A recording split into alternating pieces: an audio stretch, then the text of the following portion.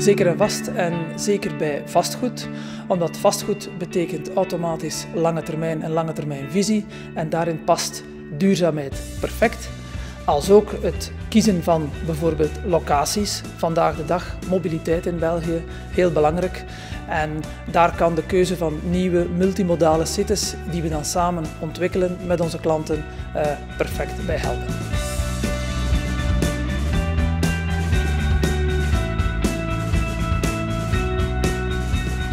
Zeker aan uw kinderen zou ik dat aanraden. Als ze een toekomst willen hebben, dan moeten ze rekening houden met de evoluties die nu bezig zijn.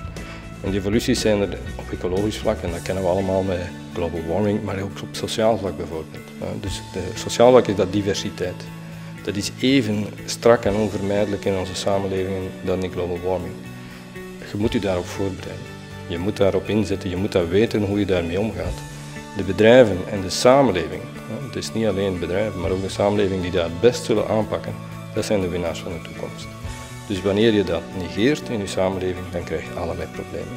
Dus waarom is er reinvesteren? Omdat dat rekening houdt met datgene wat er ons te wachten staat. En klassieke investeringen doen dat niet en dat is levensgevaarlijk.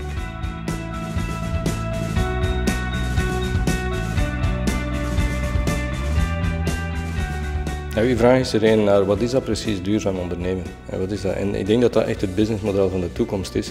En heel kort samengevat is dat een manier van ondernemen die kijkt naar wat zijn de maatschappelijke uitdagingen, welke oplossingen heb ik daarvoor, zonder dat ze zelf nieuwe maatschappelijke problemen creëert.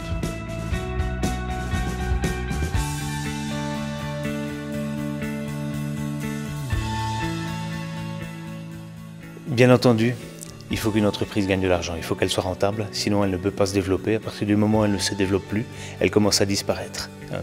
Et donc c'est une condition de survie, c'est d'être rentable, de gagner de l'argent.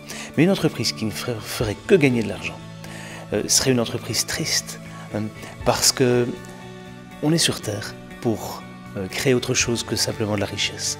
On est sur Terre pour améliorer le bien-être des hommes. Et c'est pour ça que même les entreprises doivent avoir un projet plus élevé que simplement être rentable.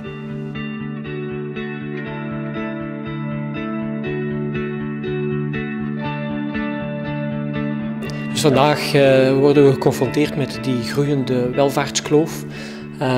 En dat betekent, zoals ook Christine Lagarde, de paus, Obama, allemaal zeggen ze het, betekent dat er ook economisch enorme problemen komen. En dat is iets wat natuurlijk het bedrijfsleven aanbelangt.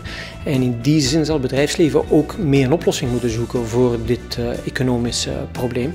En ik denk dus dat we aan de vooravond staan van een cyclus, zoals we met de groene cyclus gekend hebben, waar de bedrijven actief die gap mee zullen helpen dichten. En dus social is the new green.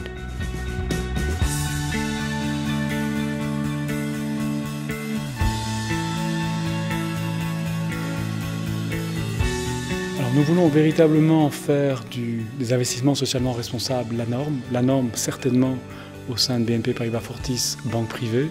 Nous serions encore plus heureux si ça donnait la norme véritablement dans le marché. Mais évidemment, pour en faire la norme, nous pouvons évidemment développer des produits, des solutions de type investissement durable, mais il faut aussi convaincre nos clients que véritablement c'est une solution. Ce sont des solutions qui sont intéressantes sur le plan des investissements, mais également intéressantes sur base véritablement de l'impact positif que ça peut avoir pour la société. C'est la raison pour laquelle c'est notre devoir aujourd'hui d'en parler autant que possible pour véritablement convaincre les clients, nos prospects éventuels, de l'importance et de l'intérêt des investissements socialement responsables.